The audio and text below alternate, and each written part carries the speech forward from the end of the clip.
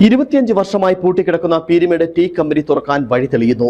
മാനേജ്മെന്റിന്റെയും trade യൂണിയനുകളുടെയും പ്രതിനിധികളുമായി chief plantation inspector കഴിഞ്ഞ ദിവസം ചർച്ച നടത്തിയിരുന്നു.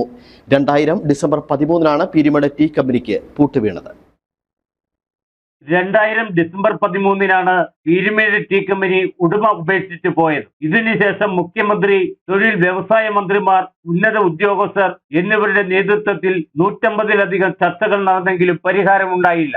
എന്നാൽ കഴിഞ്ഞ ദിവസം ഉടമ തന്നെ തോട്ടം തുറക്കാൻ സന്നദ്ധത അറിയിക്കുകയും ട്രേഡ് യൂണിയനുകൾ അനുരഞ്ജനത്തിന് തയ്യാറാവുകയും ചെയ്തതോടെ തോട്ടം തുറക്കാനുള്ള സാധ്യതയാണ് തെളിഞ്ഞിരിക്കുന്നത്. പ്രാഥമികമായി നടന്ന ചർച്ച ക്രിയാത്മകമാണെന്നും തുടർ ചർച്ച ഉണ്ടാകുമെന്നും തൊഴിൽ വകുപ്പ് ഉദ്യോഗസ്ഥരും പ്രതികരിച്ചു. തോട്ടം പൂട്ടിയ സമയത്ത് കമ്പനി നൽകാനുള്ള നിയമപരമായ ആനുകൂല്യങ്ങൾ തൊഴിലാളികൾക്ക് നൽകണമെന്ന ആവശ്യം ട്രേഡ് യൂണിയനുകൾ മുന്നോട്ട് വെച്ചു. അതേസമയം തോട്ടവുമായി ബന്ധമില്ലാത്തവർ എസ്റ്റേറ്റ് ഭൂമി കൈവശപ്പെടുത്തിയിട്ടുണ്ടെന്ന് ഉടമ ചൂണ്ടിക്കാട്ടി. ഇവരെ ഒഴിപ്പിക്കാൻ ട്രേഡ് യൂണിയനുകൾ സഹകരിക്കണമെന്നും ഉടമ ആവശ്യപ്പെട്ടു. രണ്ടാവശ്യങ്ങളോടും ഇരു കൂട്ടരും അനുകൂലമായ നിലപാടാണ് സ്വീകരിച്ചത്.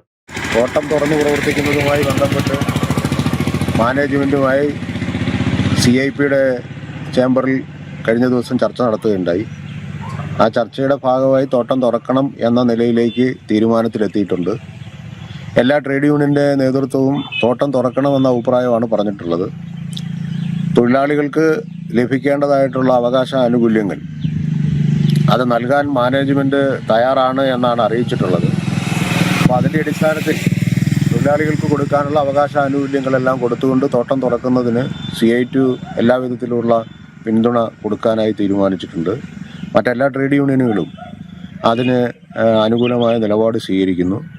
വരും ദിവസങ്ങളിൽ കൂടുതൽ ചർച്ചകൾ നടത്തിക്കൊണ്ട് തോട്ടം തുറന്ന് പ്രവർത്തിക്കുന്നതിന് വേണ്ടി തീരുമാനിക്കും. അടുത്ത 2-3 മാസങ്ങൾക്കകം പീരുമേട് ടീ കമ്പനി തുറന്ന് പ്രവർത്തിക്കുമെന്നാണ് പ്രതീക്ഷിക്കുന്നത്.